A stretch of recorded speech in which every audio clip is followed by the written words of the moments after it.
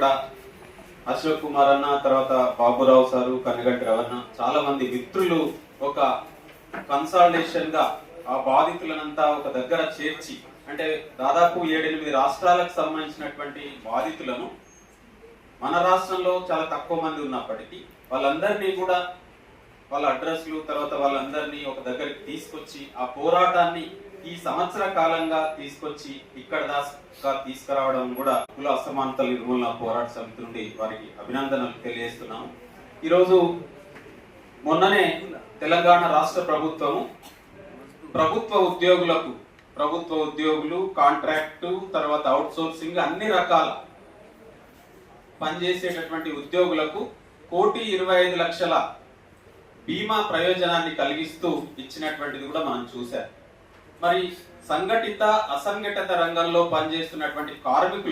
కార్మిక చట్టాల ప్రకారంగా ఇన్సూరెన్స్ ఎక్కడ పోయింది, తర్వాత వాళ్ళకు రావాల్సినటువంటి నష్టపరిహారం చట్ట ప్రకారం ఎందుకు రాలేదు, ఈ చట్ట ప్రకారం రాకపోతే కార్మిక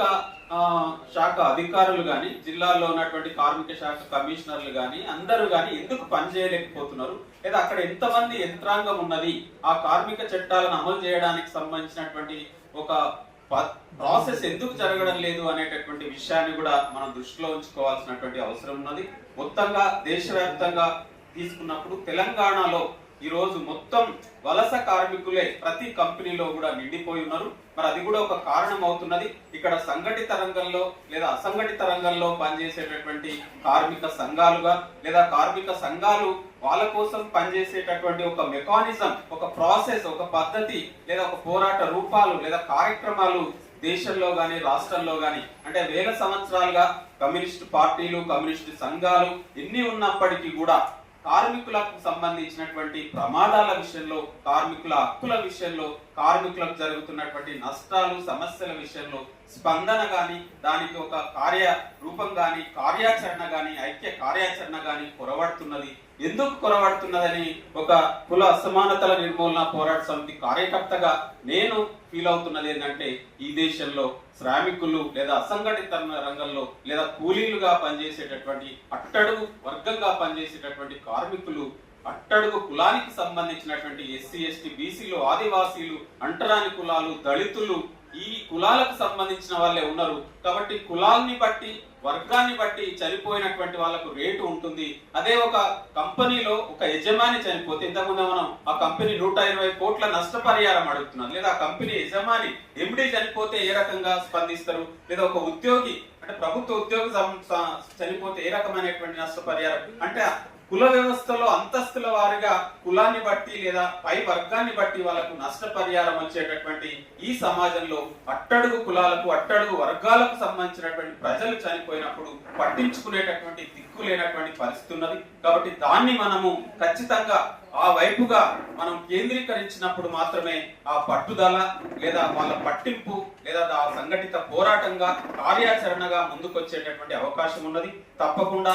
ఈ పోరాటాన్ని ఈ ప్రభుత్వము ఏదో మనకు హామీ ఇచ్చింది చేస్తుందని అంటే ఆ ప్రభుత్వానికి కూడా నష్టం కలిగేటట్టుగా మన పోరాట రూపాలు ఉండాల్సినటువంటి అవసరం ఉన్నది. కాబట్టి తెలంగాణలో ఉమ్మడి 10 జిల్లాల్లో వాస్తవానికి అశోక్ కుమార్ అన్న లాంటి వాళ్ళు సంగారెడ్డి, ఆ మెదక్ జిల్లాకు సంబంధించిన మొత్తం ఇది చాలా ప్రచారం చేశారు. మరి 9 మిగతా ఉమ్మడి 9 జిల్లాల్లో కూడా ఇది ప్రచారం కావాల్సినటువంటి అవసరము, దీని మీద ఒక కార్యాచరణ రూపొందించాల్సినటువంటి అవసరం ఉన్నది. తప్పకుండా ఒక 2 జిల్లాల్లో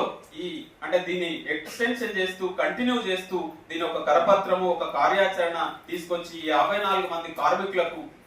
గాయపడిన వాళ్ళు చెప్పారు, గాయపడిన వాళ్ళు 50 లక్షల నష్టపరిహారం, గాయపడి అమ్మాయిలు 2, తర్వాత ఇంకా అక్కడ ఉన్నటువంటి వాళ్ళకి 50 లక్షలు, తర్వాత తక్కువగా 25 లక్షలు, ఈ రకంగా ఇస్తూ మరి వాళ్ళకు ఉపాధి కూడా అంటే చనిపోయినటువంటి వాళ్ళ కుటుంబంలో ఒకరికి ఉద్యోగం ఇవ్వాల్సినటువంటి అవసరం ఉన్నది. తర్వాత గాయపడి ఈ రోజు పని చేసుకోలేనటువంటి స్థితిలో అమ్మాయి కోరినట్టుగా, సుష్మా తర్వాత దివ్య కోరినట్టుగా వాళ్ళ ప్రభుత్వం అంటే ఈరోజు బాధ్యత పడాల్సినటువంటి ప్రభుత్వము యజమానిగా ఉన్నటువంటి కేవలము యజమాని అంటే ప్రైవేటు కంపెనీ యజమాని తప్పించుకోవచ్చు, కానీ ప్రభుత్వం తప్పించుకోవడానికి వీలు లేదు. ఎందుకంటే రాజ్యాంగము ప్రజాస్వామ్య ప్రకారంగా మన యొక్క జీవించే హక్కుకు హామీ పడినటువంటి ప్రభుత్వం తప్పించుకోవడానికి వీలు లేదు. కాబట్టి ఈరోజు రేవంత్ రెడ్డి యొక్క మనం పట్టాల్సినటువంటి అవసరం ఉన్నది. లేదా కార్మిక శాఖ మంత్రి లేదా పాలనలో ఉన్నటువంటి కాంగ్రెస్ ప్రభుత్వాన్ని నిలదీస్తూ ఈ ఉమ్మడి 10 జిల్లాల్లో కార్యక్రమాలు చేద్దామని, ఆ కార్యక్రమాలకు కుల అసమానతల నిర్మూలన పోరాట సమితి తప్పకుండా బాధ్యత తీసుకుంటుందని, మరి